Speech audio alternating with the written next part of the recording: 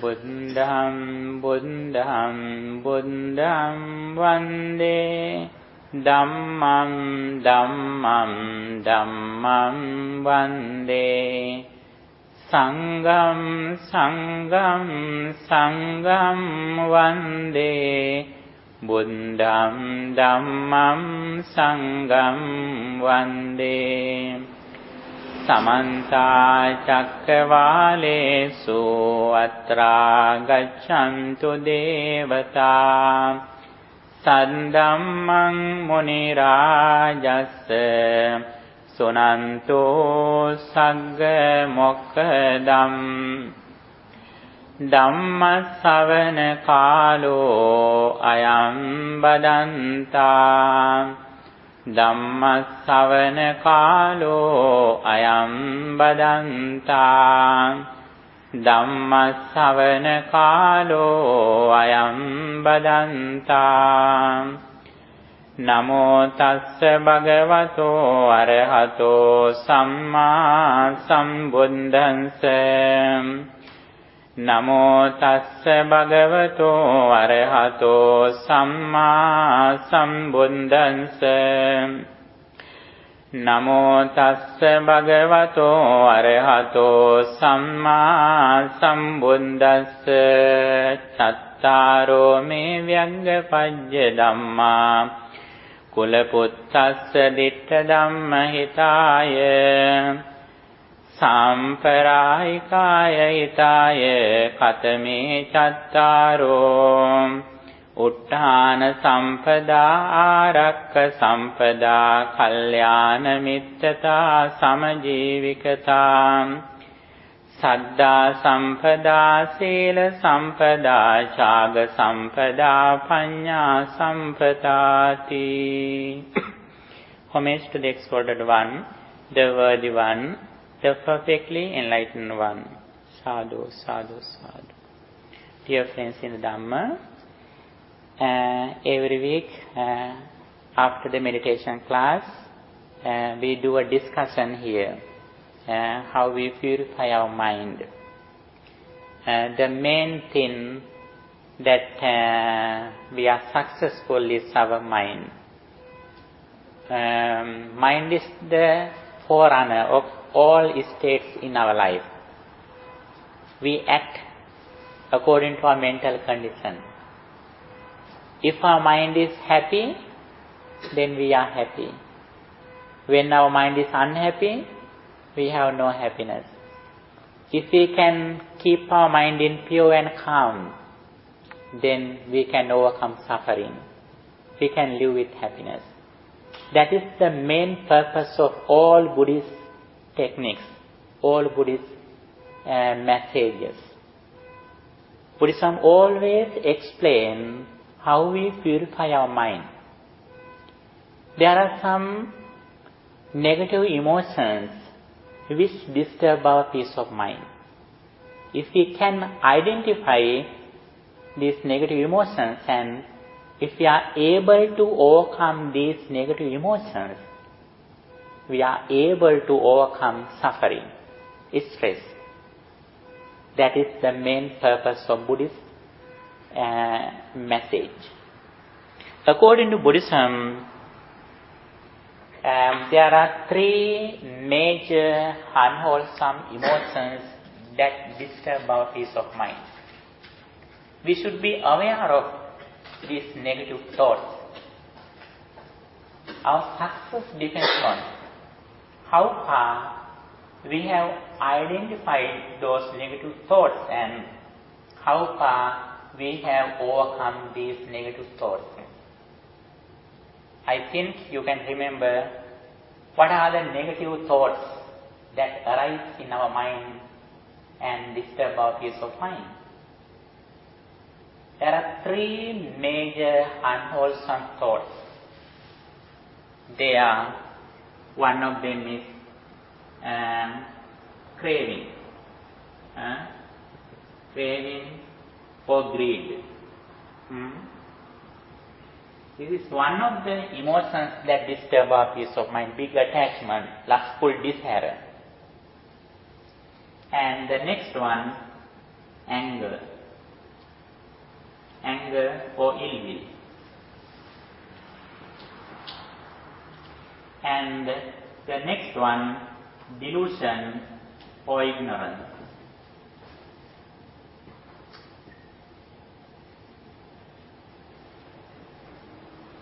Okay, these are the three negative thoughts, especially which arise in our mind and disturb our peace of mind.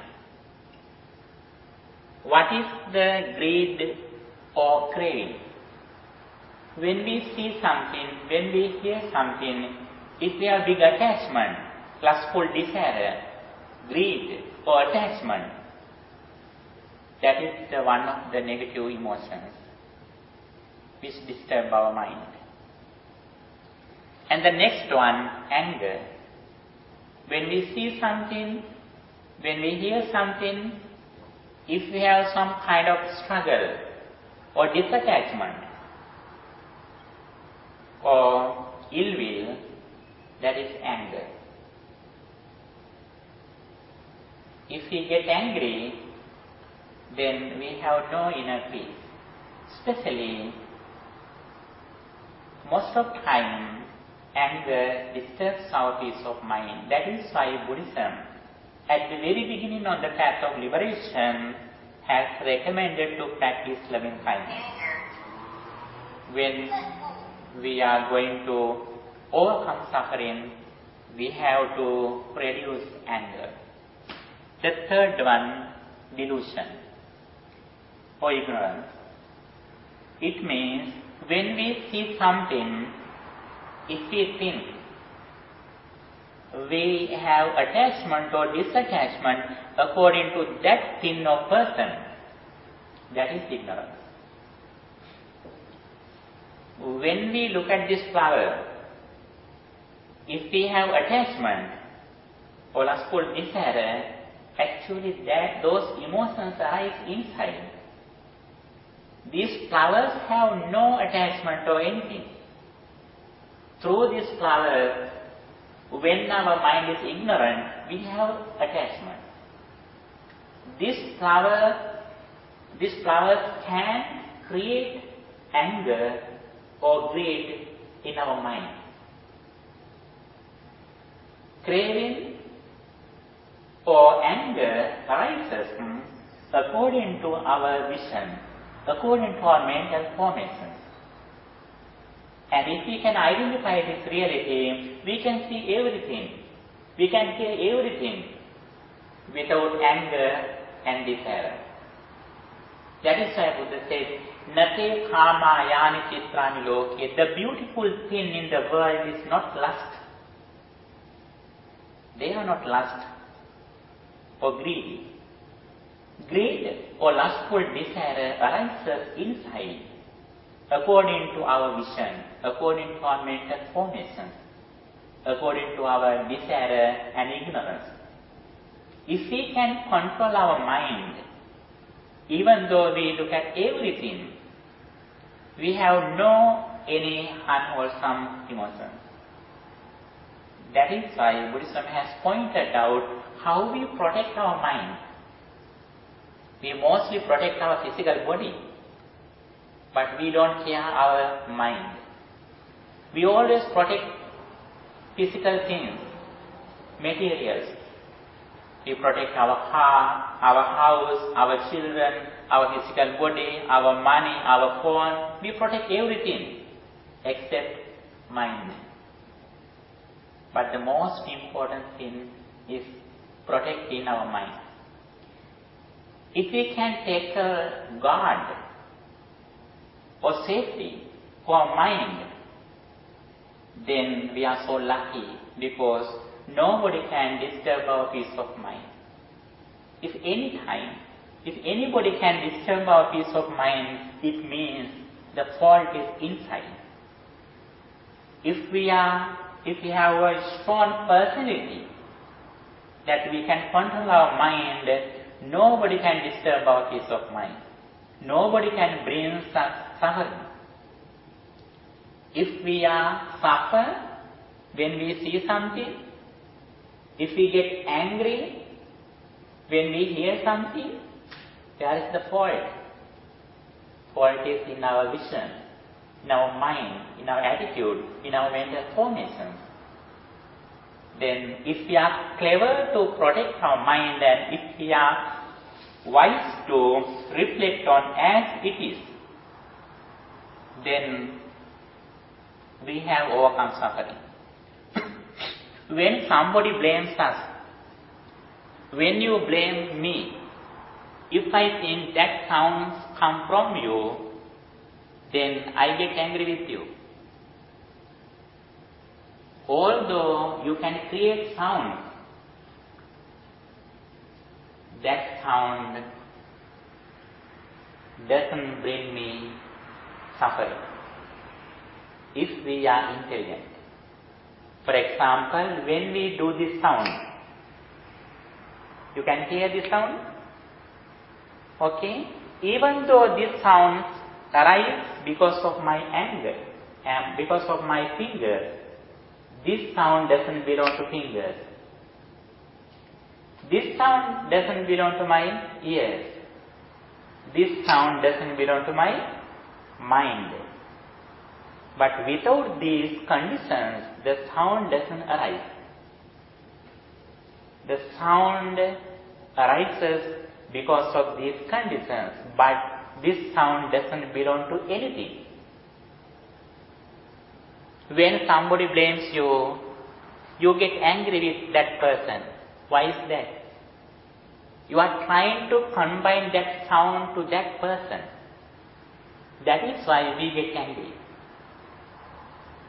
If we are wise, if we are intelligent, if we are clever to reflect on this reality as it is, when somebody blames you, you may not get angry because you are intelligent.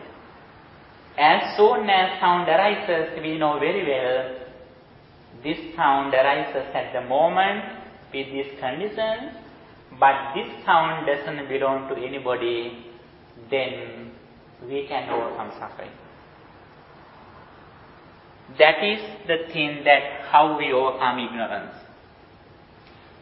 Craving and anger arise because of delusion. In the primary level, by practicing generosity, we can overcome greed.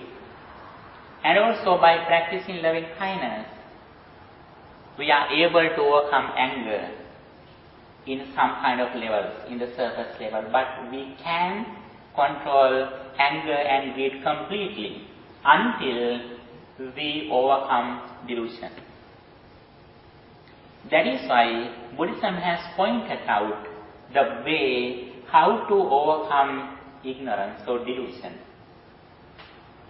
As soon as sounds or any external object arises, if we are intelligent to understand this experience arises at the moment, then we don't worry. We don't get angry. That is why we have to develop our intelligence or wisdom again and again. And for that, finally, we have to practice only two. What is that? If we want to overcome these three unwholesome emotions from our mind, we have to practice only two. What is that? Practicing mindfulness and practicing wisdom or insight meditation. What is the practicing of mindfulness? We train our mind to keep in the present moment.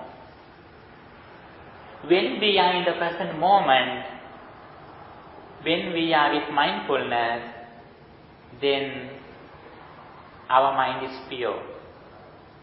Then we have no suffering. When we are in the past experience, when we think somebody who has blamed you, then your mind lives in the past experience, then you can get angry as much as you can. When somebody has blamed you, when you think that person, what happens to your mind? You may get angry. What is the reason? You live in the past experience. But just now that person hasn't forgotten it. But still that incident is in your mind. When somebody has passed away, when you think that person without mindfulness, you live in the past experience, then you can cry a lot. But sometimes in this moment that person has received a blissful life. Sometimes he is in the heaven. He is more happier than he was here. But still we are crying. What is the reason? We live in the past experience. Sometimes he may cry because we are crying, not his suffering. When we are crying, the persons who passed away, they may cry because of their compassion for us. But they have no suffering sometimes. Because of their good activities, they may have received some kind of blissful life. And if we are intelligent, we can overcome suffering. We can think, we can remember anything which happened in the past. It is not the fault. What is the fault? If we reflect, if we remind something which happens in the past without mindfulness, then our mind goes to past and our mind lives in the past experience. Then automatically we can cry. Because we live in the past. Buddha explained us as much as if we can develop mindfulness, we can remember any incident which happened in the past. But we don't get angry. We don't worry. Because living in the present moment, we can focus anything. Sitting here, we can focus something here and there. Light or something, we can focus everywhere. But we don't throw the thing, light. Light that we have hold in our hand. We can focus everywhere, but we don't go there. Our mindfulness also like that. We can focus everything which happened in the past or which will happen in the future. But we know very well, now I read only my mind, not the real situation. When we think any incident which happened in the past, we don't go to the real situation. What happens to us? We read our mind about that experience. That is the thing which happens at the moment. But because of ignorance, because of unknowing, when we are ignorant, when we have no mindfulness, then our mind goes to past and also we worry. In this situation, Buddha explained, if we are able to develop our mindfulness, if we are clever to train our mind to live in the present moment, then nobody can disturb our peace of mind. If any time, if you are angry or if you have big attachment with something or if you are greedy, be sure at that moment you have no mindfulness. You are away from mindfulness. That is why you suffer. That is why you worry. That is why you get angry. In this situation, all Buddhist doctrines focus on how to develop our mindfulness and wisdom. Not only mindfulness that we have to practice, but with concentrated mind, with mindful mind, we have to reflect on impermanence as it is. When we see something, that experience arises at the moment with the conditions. That sound or that incident or that experience didn't come to the person from the past. That experience will not go to future from the present. That experience arises and ceases at the moment. That is the nature of reflecting on impermanence. You know impermanence? Impermanence means as reflecting on as it is. That is why we say wisdom. Wisdom means intelligence or live wisely. Okay, this is the Buddha's message. Actually, this is the world reality. Not only Buddhists, all intelligent persons in the world, they practice this path to overcome stress. They practice these things to overcome their problems, mental problems, suffering. If we are able to practice this way, we are so fortunate. We can identify how suffering arises and also how suffering doesn't arise. This is the way how to achieve the path of liberation. This is the way how we achieve our inner peace. This is the way how we overcome unsatisfactoriness or suffering. Okay, this is the main doctrines in Buddhism. I think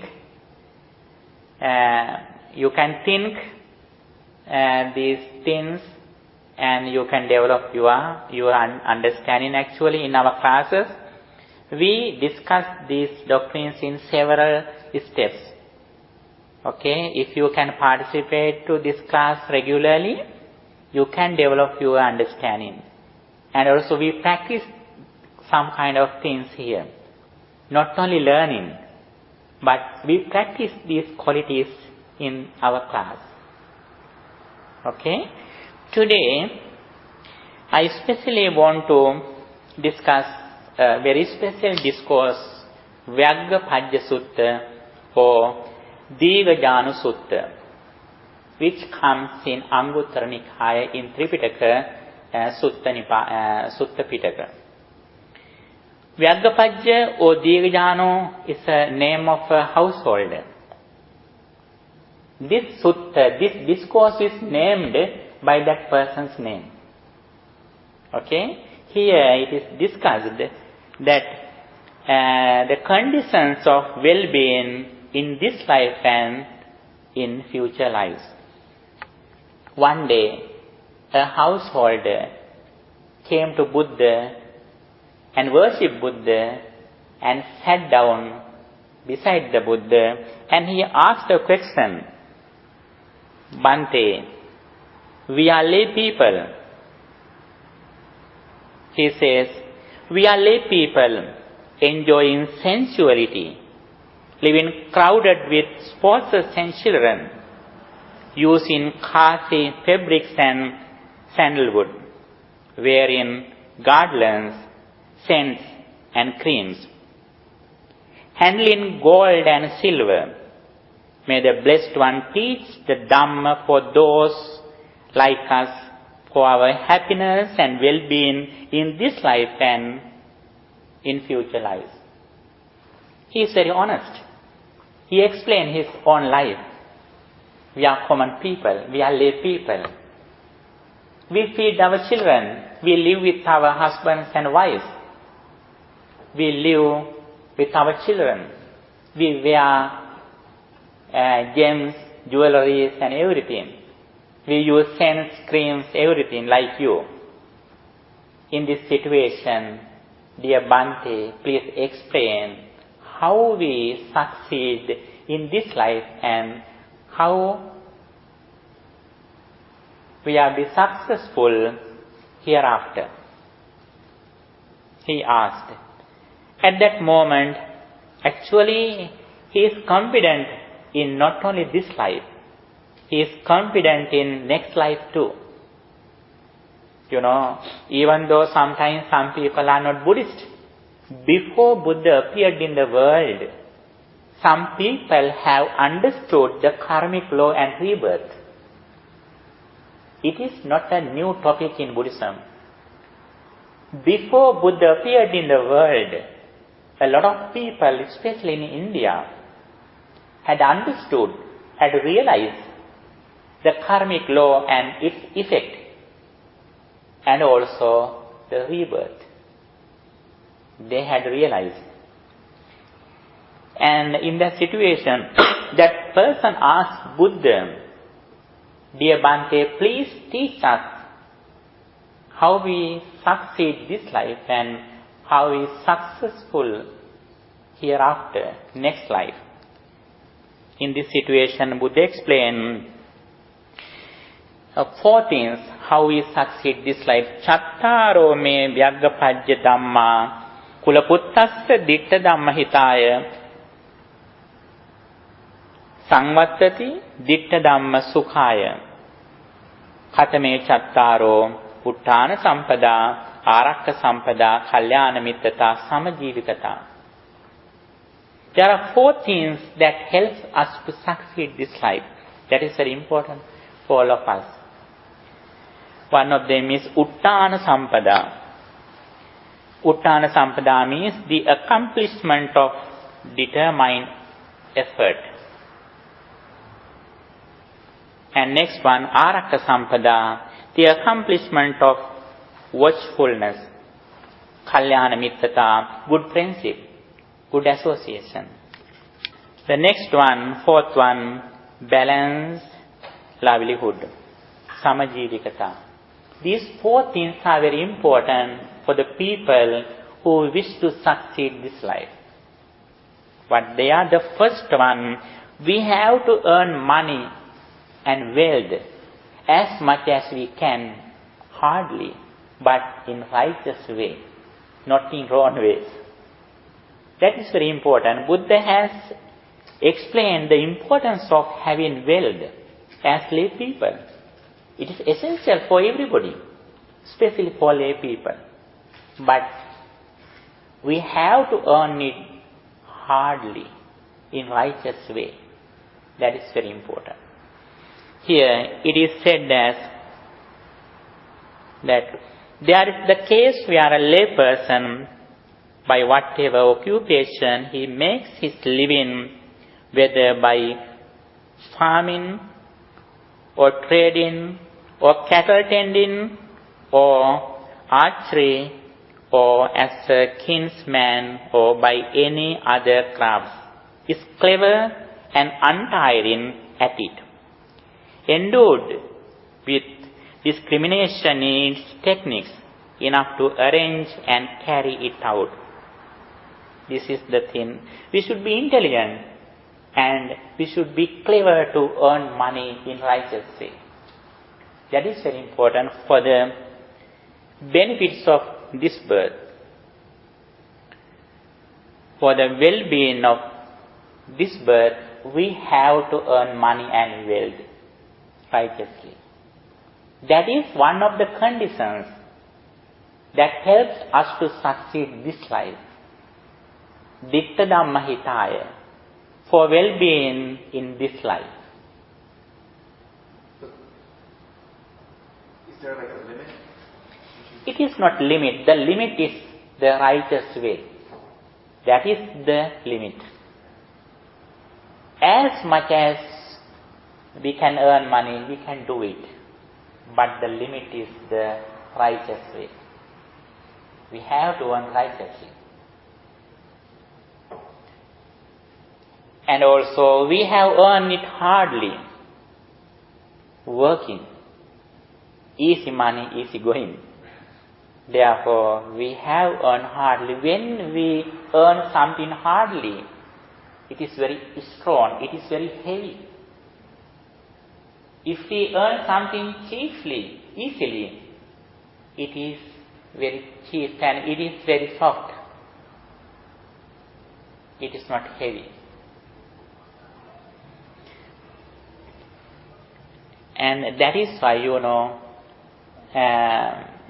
some kings, some Buddhist kings, when they wanted to offer something to others, sometimes they have gone to another place, earn money, discussing hardly, like, farming, cultivating, they have earned money hardly.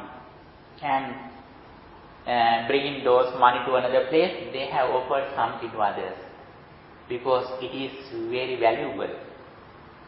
Usually, kings offer something to others from their treasurer, but it is very easy thing. If somebody can offer something with money which earned hardly, then it is more powerful, it is more valuable, because they have earned that money hardly. That is why Buddhism always encourages us to giving something to others with the things that we earn hardly. That is very important. And also the second one, accomplishment of watchfulness. If we have something which we have earned hardly, we have to protect it from fire, from disasters, from kings. We have to earn it. From thieves, it is also very useful. Some people earn money hardly, they have no ability to protect them. Sometimes they spend those money for gambling or something. They have no skillfulness to protect those money that they earn hardly. That is also very important. Watchfulness. The money that we earn hardly.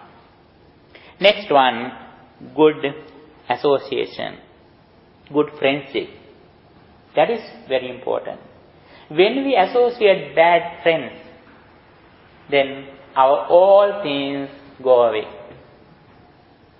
If we are clever to associate with somebody who is virtuous, then our qualities also increase. That is very important. They help us to develop our qualities, values, merits. They are near us when we are unsuccessful. They help us to overcome our difficulties. And also they point out the way how we achieve the real happiness. They explain us how we succeed this life and hereafter. That is also very important. One of the main reasons which decides our success is good friendship. If we have good friends, it signs that we are on the path of happiness. If we associate bad friends, it means they point out us to go away from the field, from the happiness. In this situation, we also should have some good qualities. When we are in the low level with qualities, we meet the same persons. When our qualities grow up, we meet the same persons like our qualities. As much as if we are clever to develop our qualities, then we can meet quality people. That is very important. Same birds are in the same net. Same people are in the same background. Virtuous people associate with virtuous people. It doesn't mean that we should not associate other people. We should help them. As compassionate people, we have to help them, but we should not associate their qualities. Association means not just only living with us, with somebody. Association means if we associate their qualities, that is the good association. If you have good qualities, even though I live with you in the same house, even though I don't get some examples from you, I didn't associate you. Even though you died, if we can read some book that you have written with good ideas, then I can follow you, then I can associate with you, even though you cancel it. That is the good relationship. Even though we live in the same place with somebody, we have no real relationship if we don't associate their qualities. Associating good friends means associating good qualities of friends. That is very important thing. That is why Buddha said, even though we live with a virtuous person for 100 years, if we don't get examples, advice from them, our association is useless. We have no real association. It's like we put some spoon to curry. We do something with curry or pudding. The spoon doesn't know the taste of the curry. Like that, Buddha has given that same example. Even though we associate with somebody for a long time, if we don't associate their qualities, we have no real association. That is very important thing. Okay, the next one, balanced livelihood. It means we have to spend money according to our income. Spending and incoming. Incoming and paying. Earning and spending.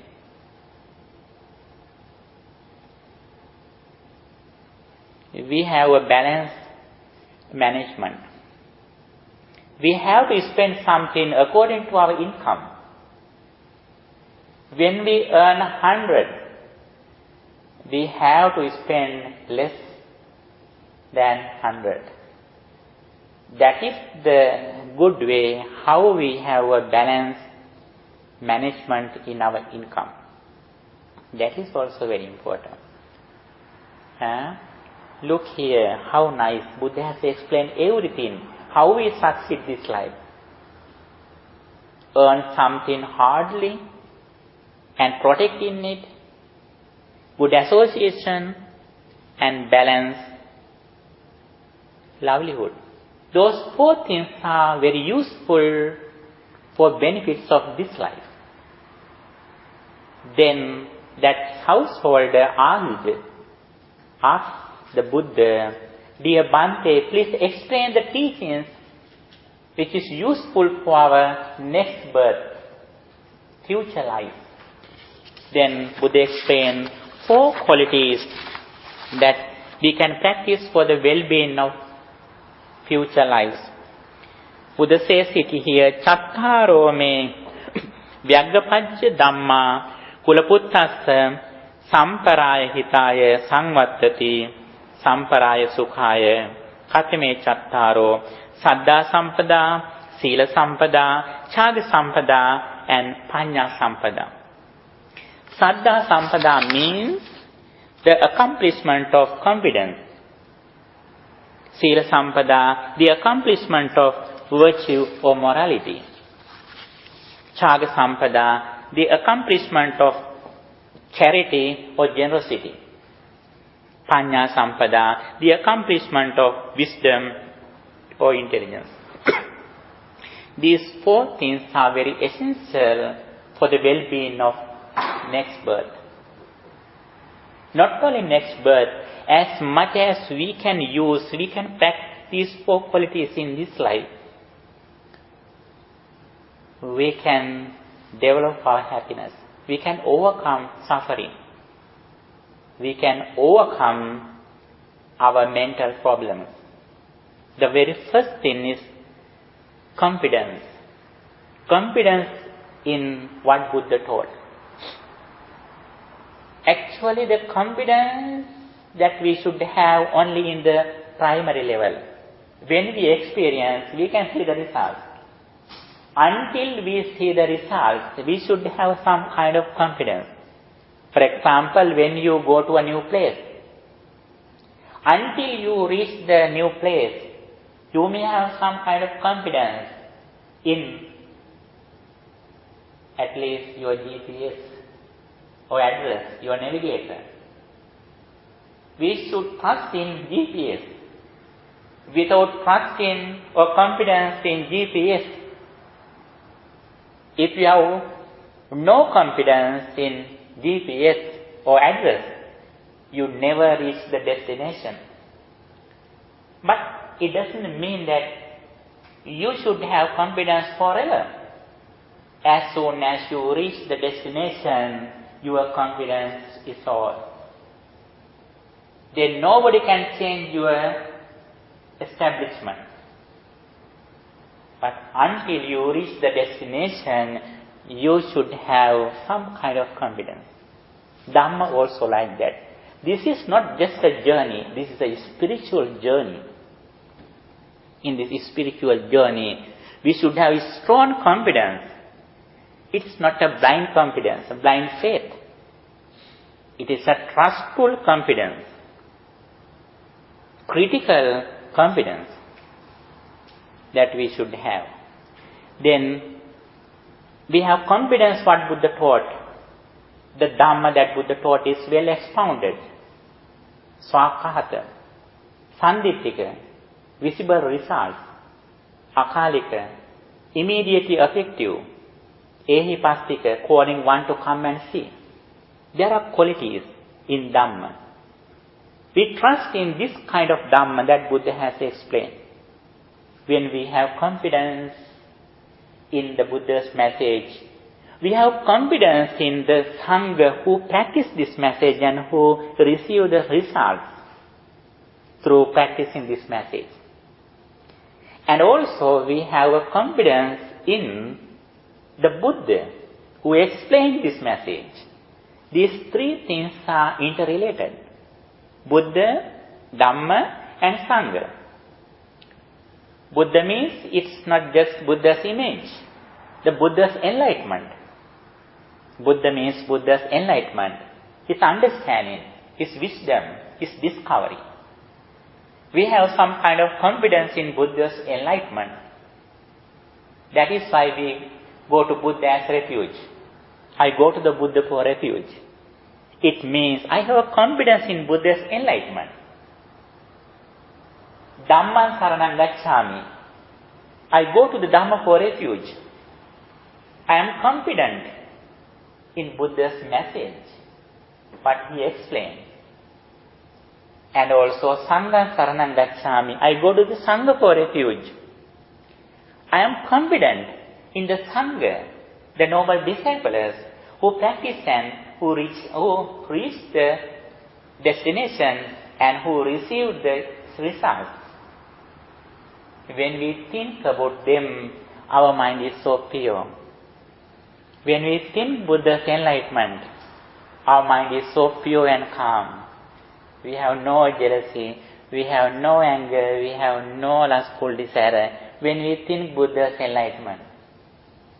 When we think Buddha's Dhamma, his teachings, the nature of the Buddha's message, when we think about mindfulness, wisdom, Four Noble Truths, Eightfold Path, 5 spiritual faculties, 7 enlightenment factors, Eightfold Path, we live with these doctrines every day. We practice generosity, we follow virtue, we practice meditation. Every moment we are living with the Dhamma. We are living with gems, diamonds, jewelries. Buddha said, these doctrines that are declared to practice are like gems, jewelries, diamonds. Those things sharp our mind.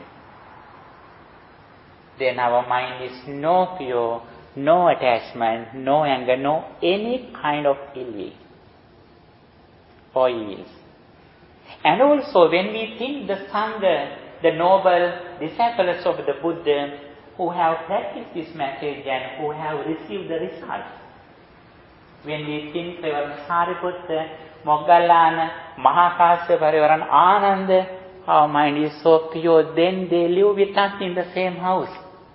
We can meet them in the house. They are our close friends even though they have passed away. Because we associate their qualities, their behavior, their characters, we associate. Then we meet them in the house. Not only we are awakening, but when we are sleeping, even in the dream, we meet them. Because they are living in our mind, in our heart. If we associate somebody, sometimes they may have some bad qualities, misbehavior. But these noble persons never have those evils, negative qualities, misbehaviors. They completely eradicated negative emotions, evils. They completely purified their mind. They have no mistakes. They have no misbehavior. Their characters are so pure and white. When we think them, we are confident in their qualities. That is why Buddha said this is one of the accomplishments, conditions that we achieve in this life for the well-being of not only hereafter, future life, it is also useful for this life too. That is one of the accomplishment, benefits and wealth. And also the second one, Sila Sampada, the accomplishment of virtue or morality. When we have good discipline in our speech and behavior, we can go everywhere without fear. When we have mistakes, misbehavior, we are ashamed to go forward in the society. But if we have a correct character, we have no fear, we are free. If we have good discipline in our speech, we didn't tell rubbish or any other bad words, then we can go to any place, anybody, without fear, without shame. That is also one of the accomplishments that we should earn for the benefits of this birth and hereafter. Discipline in our speech and behavior. That is why Buddha said, when you speak something, when you do something, when you think something, reflect on it again and again whether it is correct or not. When it is incorrect, please go away. Please remove it. Please give up it. When something is correct, you can do it. You can speak it. You can think it.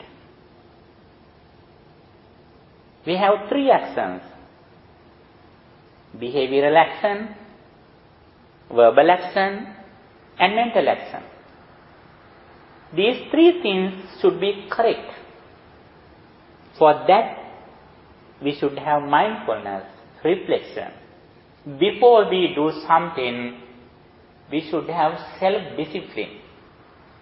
That is why it is said in the current society as emotional quotient, EQ.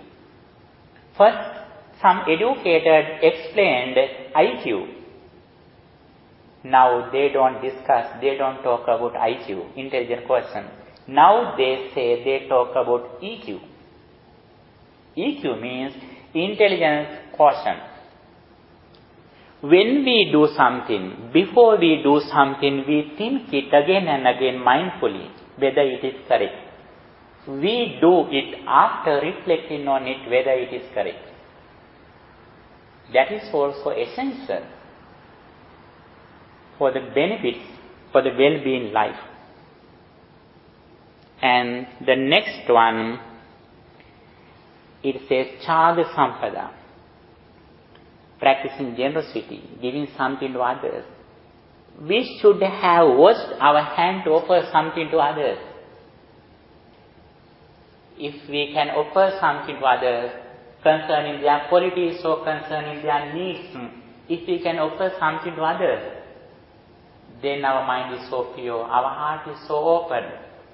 Especially Asian country Buddhist people, they mostly offer something to others as a luck, for blessing. Every morning, they offer something to others. They concern that generosity is like a bless for their life. When somebody eats something, they always offer something to others who are next to them. Without offering something to others who are next to them, they never eat. That is one of the traditions. That is one of the ways how we practice generosity. That is very important. Every day, if we can practice generosity or giving something to others, charity, that is very beneficial for our inner peace. The next one is the most important thing, the accomplishment of wisdom. Wisdom is the invaluable wealth. Wisdom is the thing that purifies our mind.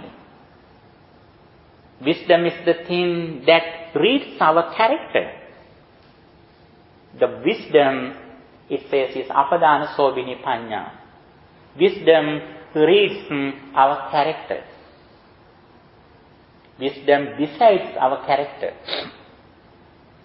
Wisdom decorates our character. Apadana sobini panya. Wisdom decorates our life. And also wisdom points out us the way how to get rid of suffering. Wisdom means reflecting on impermanence. Every moment our experience arises and ceases. Whenever, whatever we think, we should have an ability to understand this emotion arises at the moment. This intention, this attention arises at the moment. Then we don't combine it to past experience. It has some kind of relationship with the past experience, but this thought is a new one. It arises at the moment. Then every moment it arises and ceases. Our life is like a river. How long?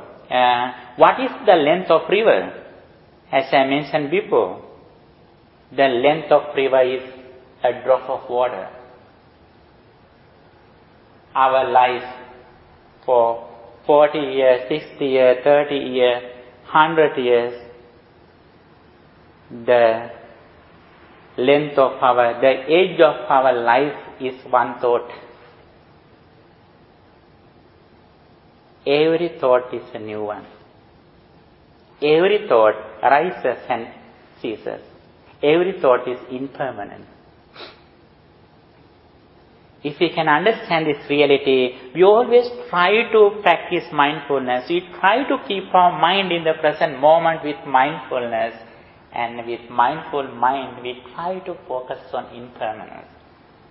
Buddha said, if you offer something to animals, that is beneficial 100 lives. If you offer something to animals, it is beneficial for you for 100 years. Little by little, Buddha has explained the more benefits. When you offer something to, if you offer something to human being who is not virtuous, it is beneficial for 1,000 lives. If you offer something to a person who is virtuous, then it is more beneficial. Little by little, Buddha has explained the higher levels.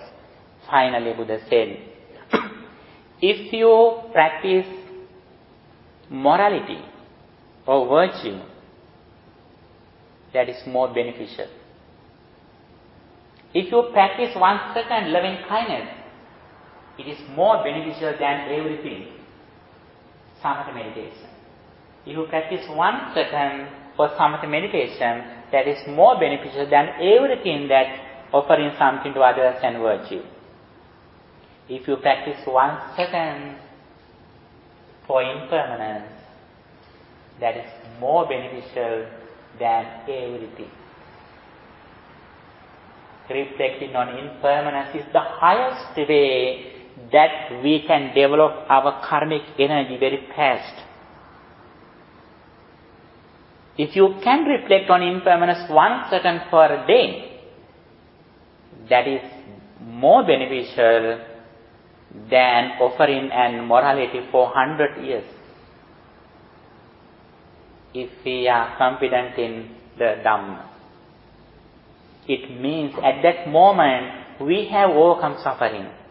Whenever we reflect on impermanence, we have overcome suffering. At that moment we have no suffering. That is why it is more beneficial. And in this situation, Buddha explained, for well-being of samsaric journey, we have to develop 4 accomplishment: Saddha Sampada, confidence in the Triple Gem; Sila Sampada, virtue or morality; Chaga Sampada, charity or generosity; and Panya Sampada, wisdom. Number 3, page number 3. And there are 4 things that we can practice for the benefits of our samsaric journey. It means if we practice these qualities, we can see the results in this short life itself. Then day by day, we completely consider our mind. We don't give any chance to any negative thought to come to our mind and disturb our peace of mind. Every moment we are aware of our behavior and thinking. Every moment we are mindful. Every step we go with mindfulness. Every breath we get in and out with mindfulness. If you can breathe in and out with mindfulness, it means every moment you earn a lot of merit. Every moment you develop your spirituality. Every moment you purify your mind. Every moment you gain your happiness. Every moment you increase your inner peace. Every moment other people are going away, disturbing our peace of mind. Every moment we develop our self-confidence depending on our mind. Now we are depending on outside material things. As much as we practice Dhamma, we depend on insight. We depend on our mind. We depend on wisdom. Then we can see the beauty of our life. Until we practice wisdom and mindfulness, we can see the beauty of our life, even though we are in the heavens. Although we are under a tree with a heavy raining, if we are with mindfulness and wisdom, we are in the Brahma realm or heavenly realm. We have no suffering. That is why one day a prince came Buddha and asked, Bhante, you were under a tree last night. I came from the palace. You are happier than me. Living under a tree, you are happier than me who slept in the palace on the very luxurious bed. What is the reason of your happiness? He asked Buddha. Buddha said, dear Prince, even though I am under a tree, I am living in mindfulness and wisdom. That is the secret of my happiness. I don't get my previous experience as permanent. I have no dreams in future. I depend on the present moment, reflecting on sin and reflecting on arising and ceasing. That's the secret of my happiness, even though I am under a tree, on the leaves which were fallen. And this is the path how we achieve the real happiness. Day by day, if we are able to practice these qualities, we can see the beauty of our life. Day by day, we purify our mind, we go away from suffering. It means we give the priority to our spiritual life. We keep in the highest level in our spirituality. Other all things are down level. Our education, earning money, associating other friends, our duties, responsibilities, all are down level. The spirituality, practicing mindfulness and wisdom in the highest level, we have given the priority to practice mindfulness and wisdom. It means we don't care. It doesn't mean that we don't care other things. We take care of our children or our relatives or parents. We study very well. We earn money hard. While we are doing other things, we have given the priority to practice our spirituality, mental development, and mindfulness and wisdom. Those are the things which are in the highest level, which brings us the real happiness to our life. Okay, have any question? Yes. So mindfulness and awareness is the same. It's the same thing. Yes, same thing. But mindfulness and concentration, they're different. What would be Yes, difference. But concentration is the result of practicing mindfulness. When we practice mindfulness again and again, we are able to keep our mind in a particular object for a long time. That is said as concentration or tranquility. We achieve concentration as the result of practicing mindfulness. But both of them are very close, interrelated. the result? Result. Concentration is the result of practicing mindfulness. And also with concentrated mind, we reflect on impermanence, which is wisdom.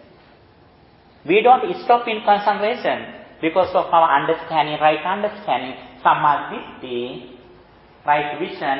As soon as our mind is concentrated, we reflect on impermanence. No space. That is why end of the meditation session, we reflect on impermanence. When our mind is very calm down, then we think about impermanence, wisdom, impermanence.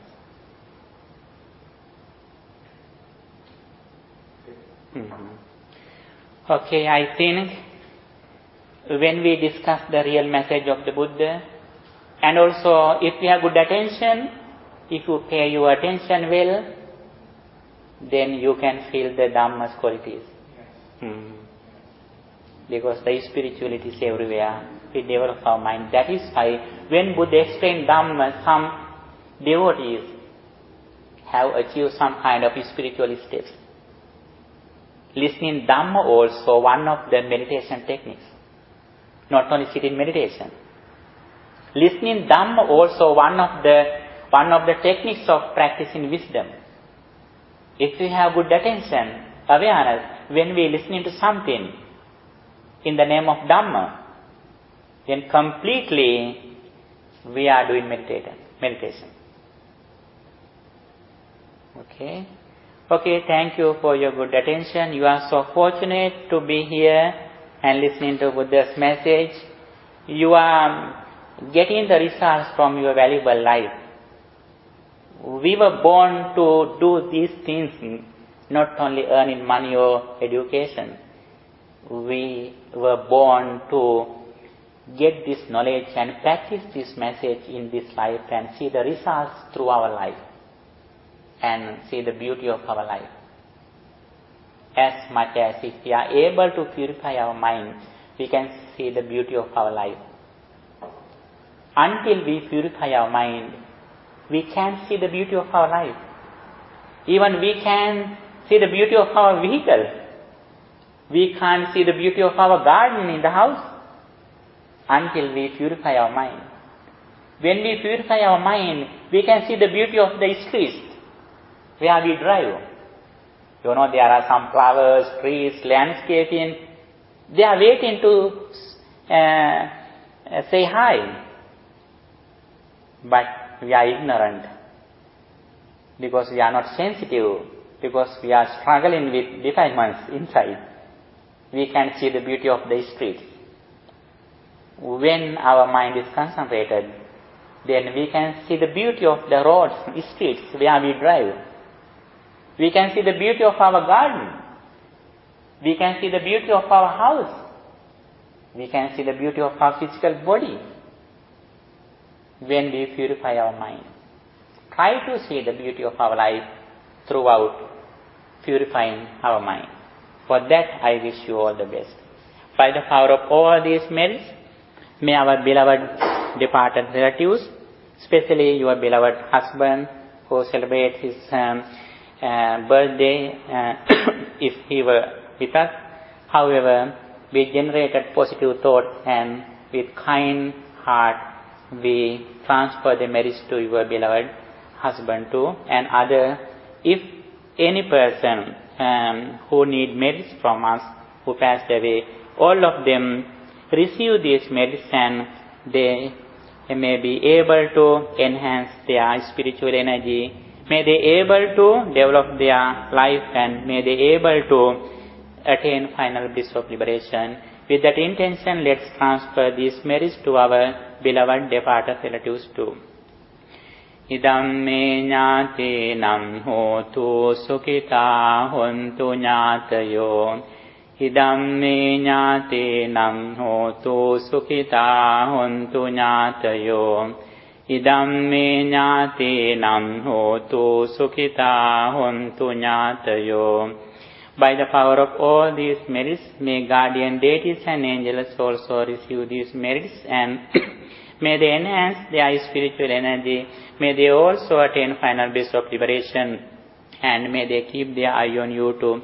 With that intention, let's transfer these merits to guardian deities and angels too by reciting the verse.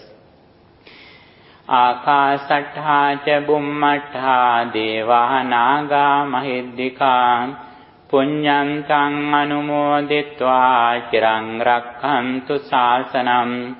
Ākāsaṭṭhā ca bummaṭṭhā devā nāgā mahiddhikā puññantaṃ anumoditvā chiraṃ rakkhantu desanam.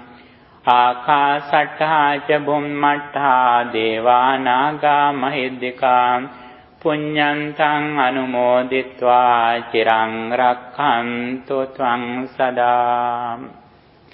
By the power of all these merits, may you be well, happy and peaceful. May no harm come to you. May no problems come to you. May no difficulties come to you. May your all righteous wishes meet with success. May all of us attain final bliss of liberation. Sadhu, sadhu, sadhu. Dukkham pantā ca nindukkham, bhayam pantā ca nidbhayam, sokam pantā ca nissokam, antu sambe pipanino. May the triple gem bless you.